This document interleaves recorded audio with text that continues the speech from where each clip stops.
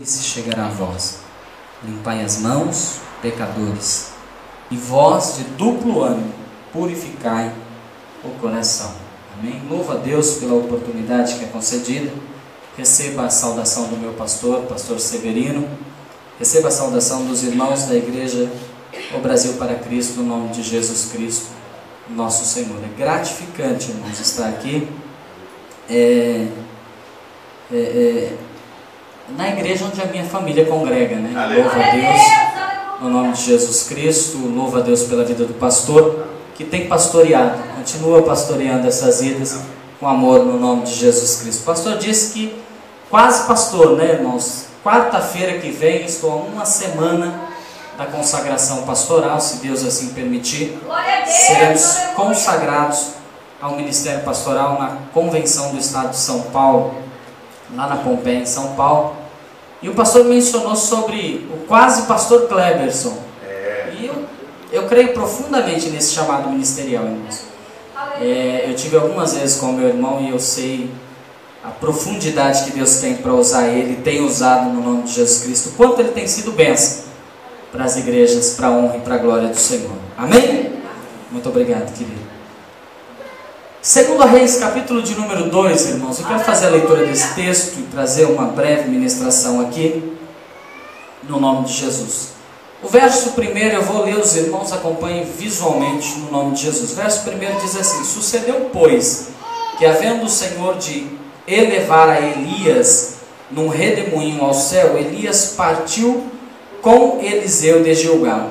E disse Elias a Eliseu: fica-te aqui, porque o Senhor me enviou a Betel. Porém Eliseu disse: vive o Senhor e vive a tua alma, que não te deixarei. E assim foram a Betel. Então os filhos dos profetas que estavam em Betel saíram a Eliseu e lhe disseram: sabes que o Senhor hoje tomará o teu Senhor por de cima da tua cabeça. E ele disse: também eu bem sei, calai-vos. E Elias lhe disse: Eliseu, fica-te aqui, porque o Senhor me enviou a Jericó. Porém ele disse: vive o Senhor e vive a tua alma, que te não deixarei. E assim vieram a Jericó. Então disse os filhos dos profetas que estavam em Jericó, se chegaram a Eliseu e lhe disseram: sabes que o Senhor hoje tomará o teu Senhor por cima da tua cabeça. E ele disse: também eu bem o sei, calai-vos. E Elias disse: fica-te aqui, porque o Senhor me enviou ao Jordão. Mas ele disse: vive o Senhor e vive a tua alma, que te não deixarei. E assim ambos foram juntos. E foram 50 homens dos filhos dos profetas, e de longe pararam defronte a eles. Ambos pararam junto ao Jordão. Então Elias tomou a sua capa e a dobrou e feriu as águas, as quais se dividiram para as duas bandas, e passaram ambos em seco. Sucedeu, pois, que havendo eles passado, Elias disse a Eliseu: pede-me, o que queres que te faça, antes que seja tomado de ti? E disse Eliseu: peço-te que haja porção dobrada de teu espírito sobre mim. E disse: coisa dura pediste, se me vires quando for tomado de ti, assim se fará. Porém, se não, não se fará. E sucedeu que, indo eles andando e falando, eis que um carro de fogo com cavalos de fogo os separou um do outro, e Elias subiu ao céu num redemoinho. Amém? Podemos assentar no nome de Jesus Cristo. Já fizemos a oração aqui. Irmãos, eu estava durante todo o dia pensando nesta palavra, no nome de Jesus Cristo. Algo me chamava a atenção para essa palavra. E no final da tarde a gente pegou para rascunhar alguma coisa, para ponderar alguma coisa, colocar alguma coisa, para facilitar, né, para nos direcionar na ministração desta noite. Quando a gente para, Deus abençoe, querido, quando a gente para olhar, irmãos, para essa passagem do texto de Eliseu, é importante atentar-se à persistência de Eliseu. Ele persistiu naquilo que ele tinha como propósito na vida. Os irmãos estão numa campanha de um determinado período, E o pastor disse aqui, talvez é o 4º dia e você ainda não sentiu Deus falando com você. A Bíblia diz que Daniel orou 21 dias para depois ouvir Deus falar com ele.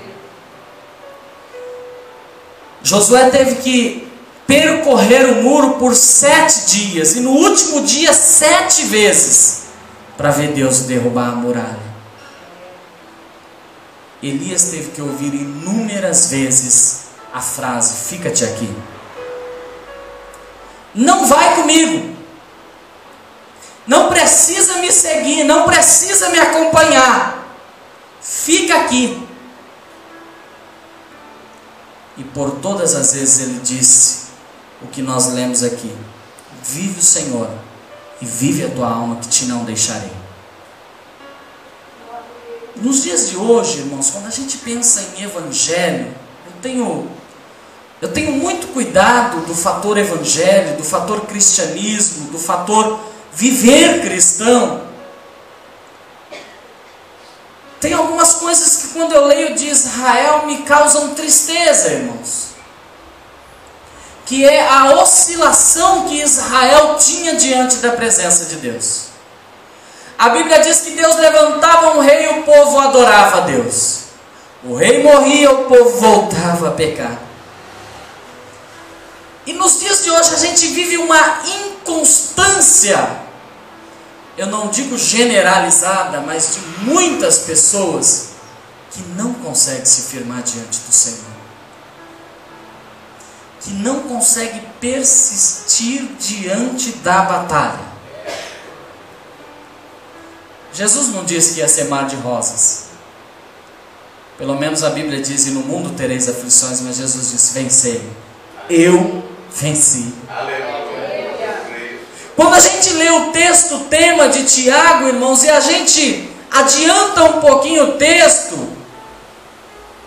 a gente consegue observar que Deus vai exaltar os que foram abatidos. Só que Deus exalta no tempo dele, no momento dele, no jeito dele, na hora dele, do jeito que ele quer. Não é do jeito que eu quero. Eu comentava hoje no meu trabalho o texto de Jó com uma pessoa, a gente falava sobre Jó. E é interessante quando a gente olha para Jó, porque eu comentava sobre a paz que Deus dá e o mundo não dá. A paz que Deus dá, a Bíblia diz que é uma paz diferente. Não se compara com a paz do mundo. Olha para Jó, irmãos. Havia perdido os filhos. Eu tenho 2 filhos. Misericórdia, eu não quero nem pensar disso. Ele havia perdido todos os filhos. Ele havia perdido toda a sua riqueza. Toda, a Bíblia diz.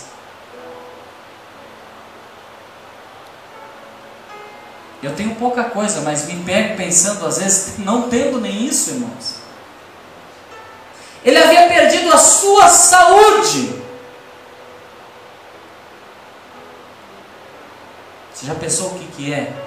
Perder os filhos, perder toda a riqueza, perder toda a saúde e ainda ter amigos que não são bons para considerar amigos.